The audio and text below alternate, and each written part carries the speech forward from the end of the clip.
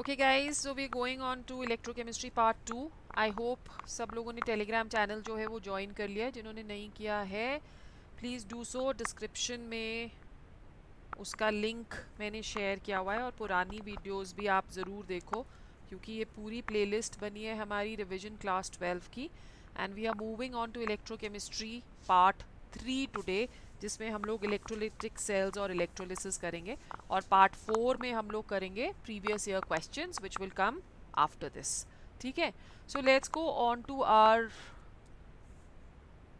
Electrochemistry Part 3. Hope you all are ready with your papers and pencils to see what all we are going to do over here. अब यहाँ पे सबसे पहले हम लोग करने वाले हैं इलेक्ट्रोलिटिक सेल। अब इलेक्ट्रोलिटिक सेल में बेसिकली क्या होता है, इसमें डीकम्पोजिशन होती है एक इलेक्ट्रोलाइट की by the passage of electricity through it's aqueous solution और मोल्टन स्टेट। सो अगर आप देख रहे हो यहाँ पे, तो आपको एक इलेक्ट्रोलिटिक सेल जो है वो नज़र में आ रहा है। ठीक है, आपको दिखाई दे रहा है। अब इलेक्ट्रोलिटिक सेल में हमारे पास होने क्या वाला है, that we are going to have over here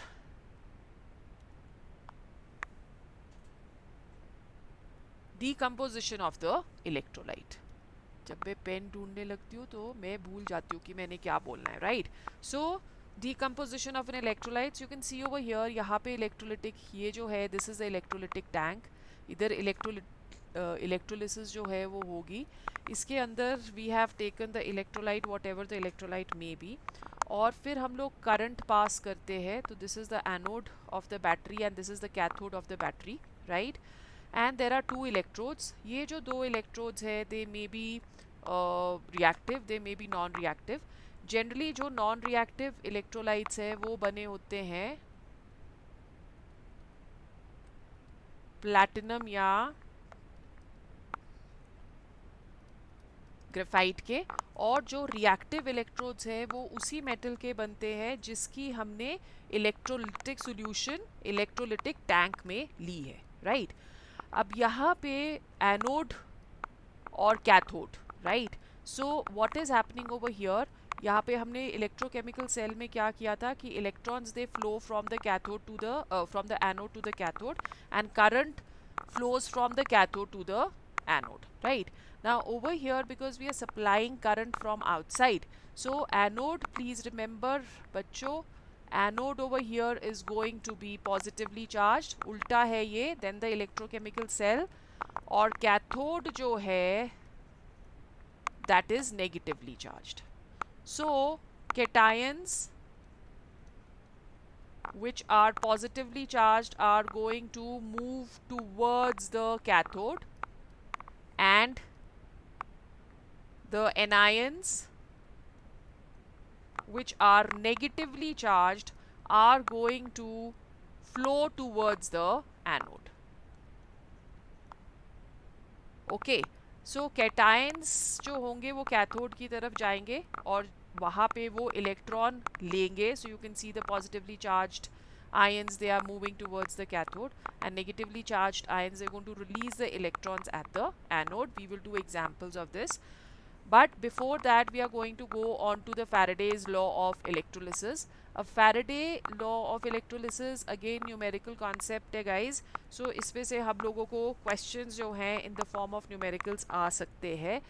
There are the following laws which we are going to do. The first law of Faraday. First law of Faraday क्या बोलता है कि weight deposited at any of the electrode that is directly proportional to the charge flowing through the electrode. Okay, और W that is equal to ZQ, जहाँ पे Z जो है that is electrochemical equivalent, और Z की जो value होती है that is equal to molecular weight upon NF या इक्वलेंट वेट अपॉन F. तो यहाँ पे W that is equal to Z की वैल्यू ले लेते हैं M अपॉन NF, और Q is equal to what, जो Q है that is equal to IT So we can take the value of Q also over here, which would be IT. So W is the weight of the metal or weight of the non-metal which is depositing at various or the respective electrodes. M is the molecular mass. I is the current flowing through the circuit. T is the time. N is the number of electron exchange, and F is going to be 1 Faraday of Faraday of electricity. So 1 Faraday, that is equal to 96500 coulombs. So इसको आप यहाँ पे change भी कर सकते हो. This is the Faraday's first law. The second law of Faraday. So second law of Faraday हमें क्या बोलता है? Let's see. We are taking a new slide over here. Okay. So according to the second law of Faraday, अगर suppose हम लोग दो किसी भी metals को या दो electrolytes को या दो electrolytic cells को series में connect कर रहे हैं, तो according to the second law of Faraday, दो electrolytic cells को हम series में connect कर रहे हैं, दोनों के जो electrolytes हैं they are going to be different. तो according to the second law, weight of metal A deposited upon weight of B deposited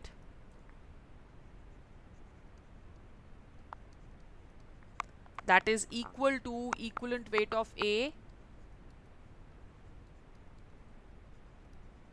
upon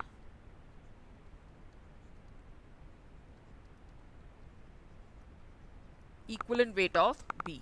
तो अगर equivalent weight of A, B और weight of A deposited आपको पता है, तो weight of B deposited हम लोग calculate कर सकते हैं.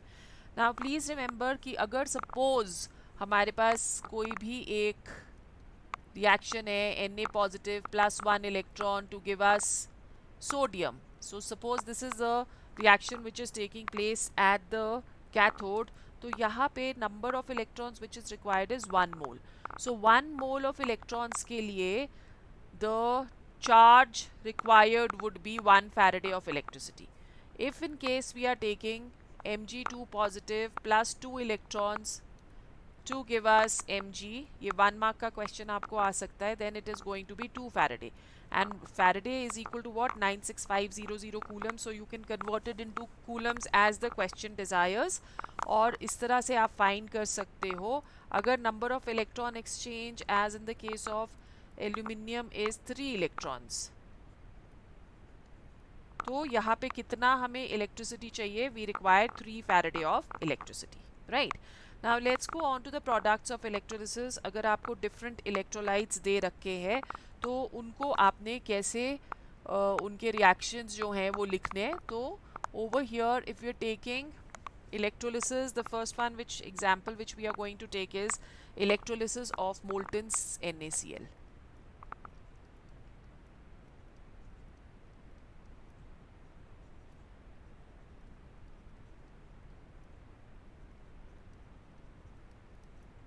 Electrolysis of molten NaCl. So NaCl is going to dissociate as Na positive plus Cl negative. Reaction at cathode, that will be equal to Na positive plus 1 electron. Remember कि हमेशा cathode पे reduction होती है और anode पे oxidation होती है, whether it is your electrochemical cell or the electrolytic cell. At anode, the reaction is going to be Cl negative plus minus 1 electron to give us Cl. This is the primary reaction, and Cl plus Cl to give us Cl2. So during the electrolysis of molten NaCl, sodium is deposited at the cathode and chlorine is liberated at the anode. But if in case we are taking aqueous NaCl, so in case of aqueous NaCl थोड़ी सी reaction हमारी अलग हो जाती है क्योंकि dissociation of water is also going to take place. Aqueous NaCl का मतलब कि हमने NaCl को dissolve किया है in water. So दो reactions इसमें होंगी, NaCl which is giving us Na positive plus Cl negative, and we are having over here water also, which is giving us H positive plus OH negative. So now over here क्या discharge होगा at the cathode at the anode, that will depend upon the discharge theory, जो कि बोलती है कि जिसको कम energy चाहिए होती है वो फटाफट से इलेक्ट्रोड की तरफ को भागता है, right. So when we are looking at the reactions at cathode, there are two cations present. There is going to be a race between both the cations over here. So we have two reactions, Na positive plus one electrode to give us Na solid, and the other cation which we have is H positive plus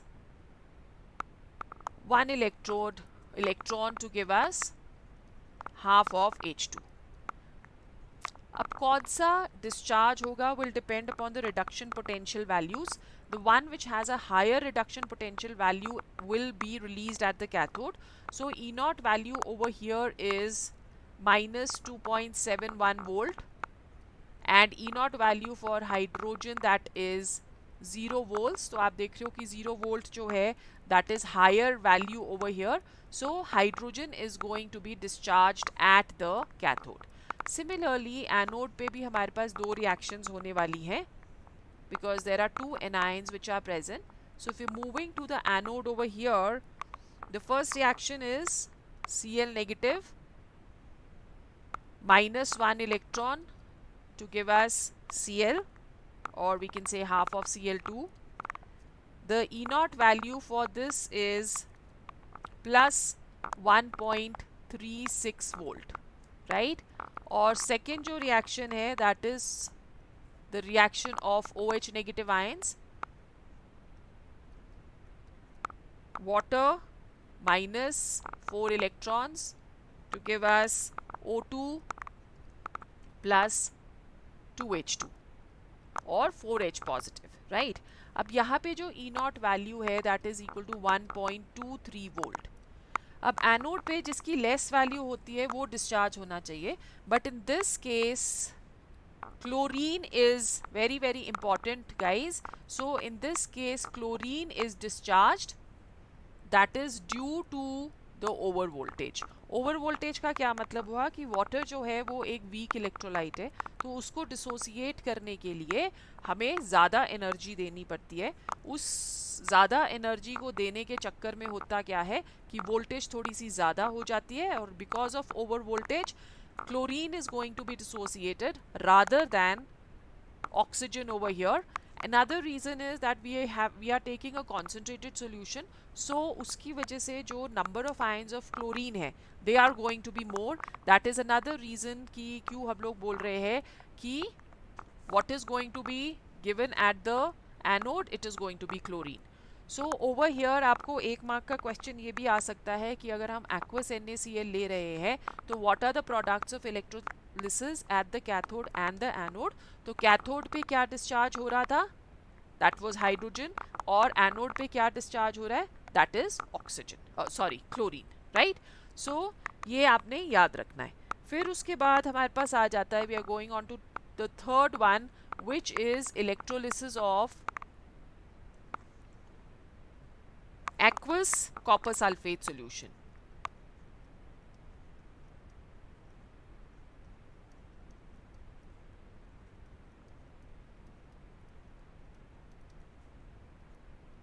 Aqueous copper sulfate solution. So aqueous, again water is going to be there, copper sulfate is going to dissociate as Cu2 positive plus SO4 2 negative, and water is going to dissociate as H positive and OH negative. So यहाँ पे हम लोग non reactive electrodes consider कर रहे हैं aqueous copper sulphate में. Cathode पे copper is going to be liberated क्योंकि उसका रिडक्शन पोटेंशियल वैल्यू पॉजिटिव में होता है which is greater than H positive, 0.34 होता है. तो यहाँ पे कैथोड पे जो रिएक्शन होगी that is Cu2 positive plus 2 electrons to give us Cu, और एनोड पे जो रिएक्शन होगी वहाँ पे oxygen is going to be liberated. So the same reaction जो कि हमने NaCl aqueous में करा था. So we going to have over here 2H2O 4H positive plus oxygen plus 4 electrons. तो यहाँ पे oxygen is going to be liberated. ठीक है. फिर उसके बाद हम लोग को एक और जो क्वेश्चन आ सकता है दैट इज कि अगर हम लोग कॉपर इलेक्ट्रोड्स ले रहे हैं तो कॉपर इलेक्ट्रोड्स के केस में what is going to be the products of electrolysis. So this is a fourth example which we are taking over here. Electrolysis of copper sulphate using copper electrodes.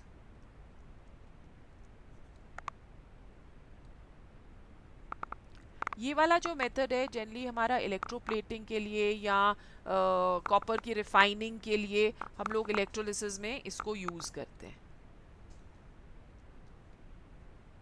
Copper sulphate using copper electrode. So यहाँ पे आपके पास दो reactions होएगी cathode पे, दोनों में copper is going to be involved. So at cathode it is Cu2 positive plus 2 electrodes to give us Cu. और anode में भी कॉपर ही इन्वॉल्व है. At anode the reaction is going to be Cu minus 2 electrons to give us Cu2 positive. So this is how the copper and the copper ions, they keep on revolving inside the solution, and the products are going to be this only if we are using copper electrodes. Okay, so यहाँ पे electrolysis नहीं, copper electrodes we are using. Then our next topic is going to be some commercial cells. 2 marks का question इसमें से हमारे को आ सकता है. So the first one which we are doing, commercial cells भी electrochemical cells होते हैं जो कि use होते हैं as batteries. So we have a lot of cells, the torch cells, the dry cell which is most common, and then the watch cells which are the mercury cells. That is also another thing which is present in commercial cells or batteries. So we are going to discuss over here two. One is the dry cells and the other one which we are going to discuss is the lead storage battery, जिसमें से भी question हम लोग expect कर सकते हैं. अब dry cells में आप क्या देख रहे हो, there is a brass cap और a metal cap over here, और यहाँ पे एक airtight seal है. इसके अंदर electrolyte है, right? electrolyte जनरली जो हम लोग यूज करते हैं that is paste of NH4Cl plus zinc chloride, right. फिर उसके बाद हमारे पास ये कार्बन रॉड है which is the positive electrode और zinc container which is the negative electrode. Carbon rod के बाहर हमारे पास एक और छोटी सी लेयर आती है which is the magnesium dioxide plus carbon का डीपोलराइजर जो कि पॉजिटिव इलेक्ट्रोड और नेगेटिव इलेक्ट्रोड को सेपरेट करता है. So this is MnO2 plus carbon, right. Now what are the reactions which are happening over here. उसी तरह से दो रिएक्शंस. एनोड पे क्या होती है, oxidation. Anode is made up of zinc. So zinc is going to lose 2 electrons to give us Zn2 positive. And cathode पे जो अमोनियम पेस्ट है जो इलेक्ट्रोलाइट है that is also going to participate और डीपोलराइजर भी participate करेगा क्योंकि cathode carbon से बना है और जो कार्बन है वो नॉन रिएक्टिव है. सो हमारे पास कैथोड पे जो रिएक्शन आ जाएगी that is 2NH4 positive plus 2MnO2 plus 2 electrons. Reduction is taking place as you can see, which is going to give us manganese oxyhydroxide and plus ammonia. आपने देखा होगा कि एक बड़ी peculiar सी स्मेल आती है एक सेल में जब वो काफ़ी पुराना हो जाता है. That smell is the ammonical smell which is due to the release of ammonia. Alright. अब अगर हम ओवरऑल रिएक्शन इसकी लिखेंगे तो ये आपको पूरा, अगर आपको आएगा कि एक्सप्लेन द ड्राई सेल तो इसी तरह से आपने पूरा एक्सप्लेन करना है. ओवरऑल रिएक्शन हमारे पास क्या आ जाएगी, Let's add both of them. So overall reaction will be Zn plus 2NH4 positive plus 2MnO2. Electrons और electrons कट गए, plus and minus. This is giving us Zn2 positive plus 2MnOH and plus ammonia. Now over here ये जो cell होता है, even if it is not in use, तो ये dead हो जाता है. The reason behind that is कि sometimes या तो जिंक जो है वो इसमें से, इस जिंक का जो कंटेनर है वो करोड हो जाएगा तो इलेक्ट्रोलाइट बाहर निकल जाता है, और अमोनिया जो है वो भी लिबरेट होता रहेगा, जिसकी वजह से इलेक्ट्रोलाइट की जो डेंसिटी है that is going to decrease.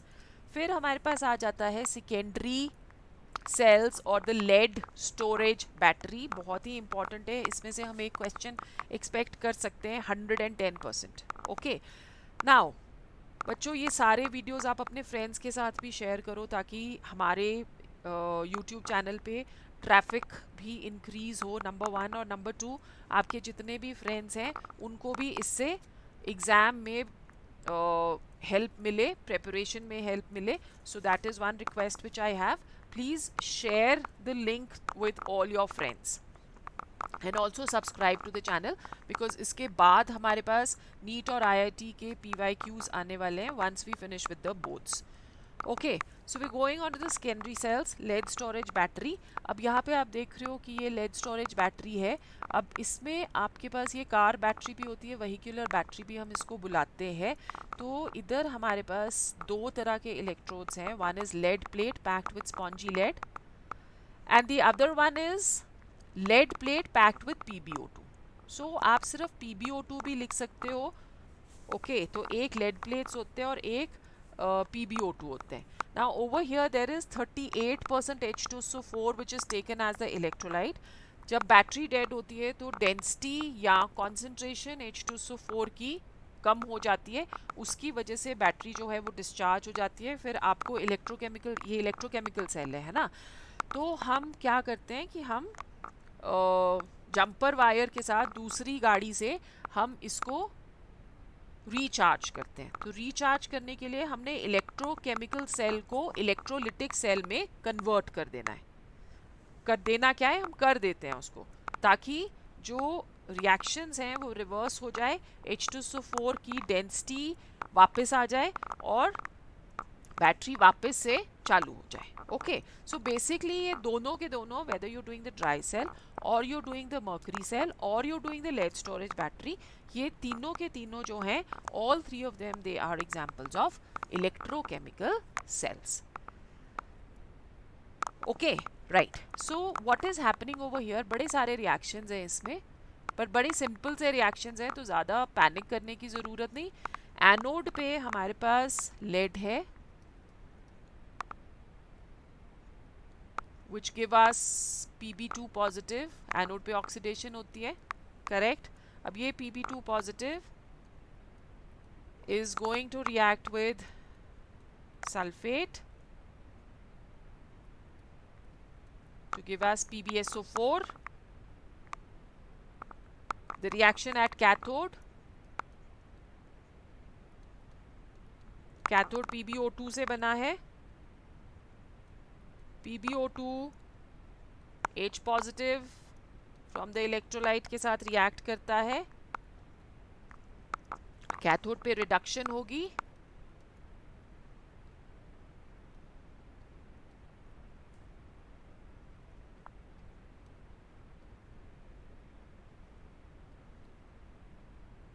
Okay, और फिर यहाँ पे भी जो Pb2 पॉजिटिव है that is going to react with sulfate to give us PbSO4. Now if we are going on to the overall reaction, दोनों की reactions को हम add करते हैं to give us the overall reaction, which is PbO2 from the cathode plus 4H positive plus sulfate plus 2 electrons to give us PbSO4 plus 2H2O. So this is the overall reaction of the cathode. अब anode और cathode की अगर हम overall reaction लेते हैं, so that is Pb from the anode plus PbO2 from the cathode plus 2 sulfuric acid from both the cathode and the anode. Electrons cut जाएंगे. This is going to give us 2 PbSO4 plus 2H2O.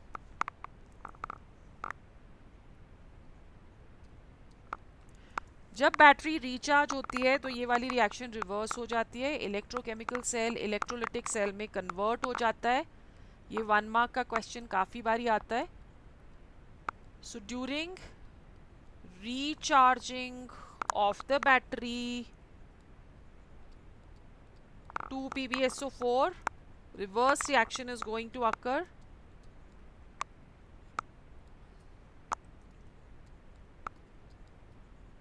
PbO2 plus 2H2SO4, and the battery can be revived by changing the battery the electrochemical cell into electrolytic cell. So I hope this is absolutely clear. We are going on to the fuel cells. जो fuel cells होते हैं highly efficient cells होते हैं, उनकी efficiency काफ़ी high होती है और वो energy को convert करते हैं एक fuel के directly into electricity. एक तो चीज़ ये रहती है कि हमारे पास unlimited sources हो सकते हैं इलेक्ट्रोलाइट के. So you can see a hydrogen oxygen fuel cell over here which is in your syllabus. यहाँ पे हमारे पास एनोड है, राइट, जहाँ से हम लोग हाइड्रोजन को पंप इन कर रहे हैं. यहाँ पे कैथोड है जिसको हम लोग ऑक्सीजन को पंप इन कर रहे हैं. Again this is an example of an electrochemical cell. Okay, तो यहाँ पे हाइड्रोजन एनोड से जा रहा है और ऑक्सीजन जो है वो कैथोड से जा रहा है. एनोड पे क्या होती है ऑक्सीडेशन और कैथोड पे क्या होती है reduction, right. Now there are porous electrodes which we have over here. ये दोनों पोरस इलेक्ट्रोड्स हैं कार्बन के जिनमें थोड़ा सा प्लैटिनम प्रेजेंट होता है एज कैटलिस्ट. सो ये इंपॉर्टेंट है बच्चों.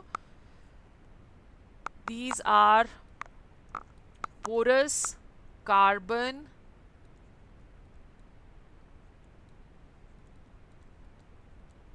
electrodes which contains small amount of platinum as catalyst.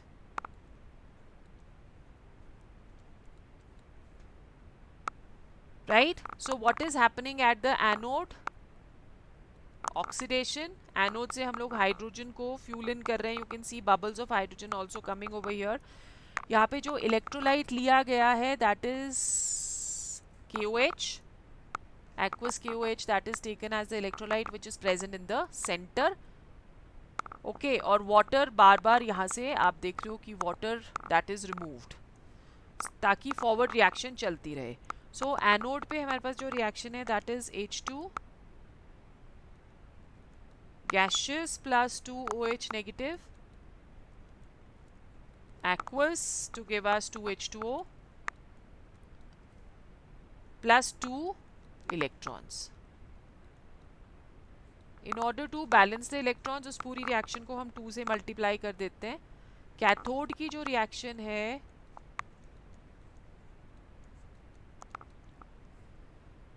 That is oxygen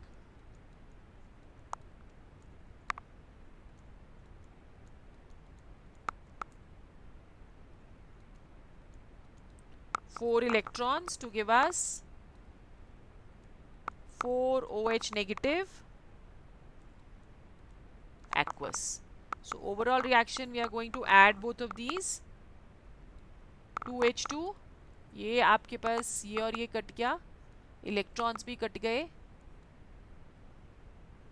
ठीक है. So 2H2 plus O2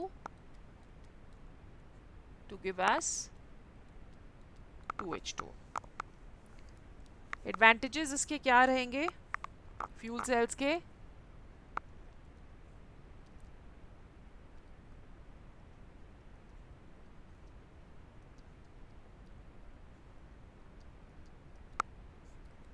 Number one, high efficiency.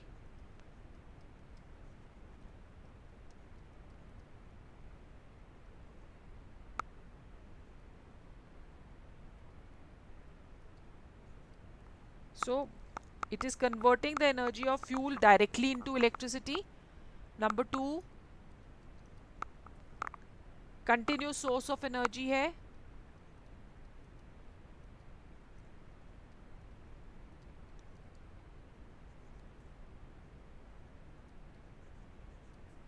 Number three, pollution free working है.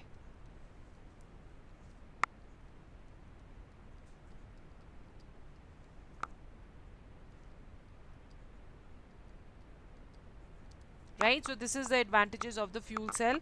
Finally we are going to come to corrosion. So corrosion में भी क्या होता है कि जो surface होता है of iron, you know ना what corrosion is. It is the deterioration of a metal as a result of its reaction with air or water. उसको हम लोग corrosion बुलाते हैं. आयरन में corrosion को हम rusting बुलाते हैं. So rusting के दौरान जो पूरा surface है that starts behaving as a small electrochemical cell, as you can see over here. तो ये Fe जो है Fe2 पॉजिटिव में कन्वर्ट हो रहा है और Fe2 positive is going to be highly reactive. वो एयर और वाटर के साथ रिएक्ट करके हमें Fe2O3.XH2O दे देता है which is rusting. So if you looking at the mechanism of rusting, important है ये भी. 9 मार्क्स का क्वेश्चन आ रहा है तो हम लोग कोई भी टॉपिक को ऐसे ओवरलुक नहीं कर सकते. ओके अगर आपको above 95-96% लाना है तो you cannot leave anything. Now what is happening at anode? Anode पे होता है oxidation. So Fe solid is going to give us Fe2 positive aqueous plus 2 electrons. ठीक है.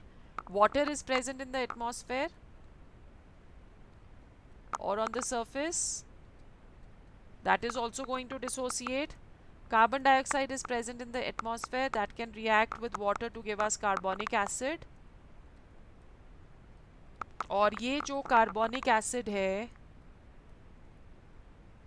this is going to give us 2H positive and carbonate ions. So we have a lot of ions which are present around the iron because of the reactions at the anode. What are the reactions at the cathode? Cathode पे होती है reduction.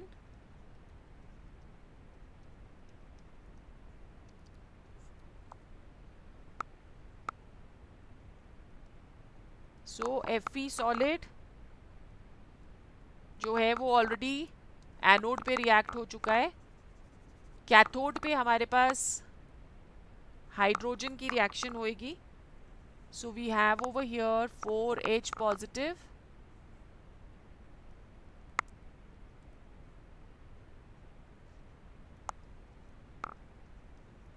plus oxygen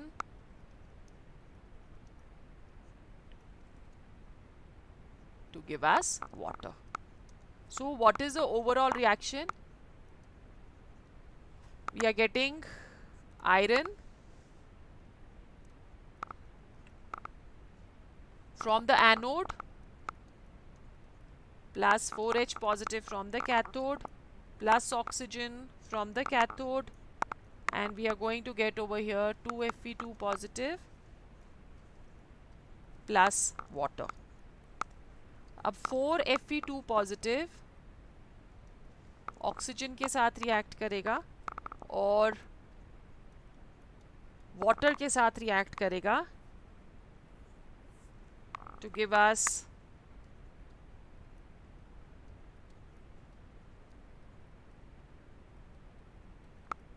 plus 8H positive.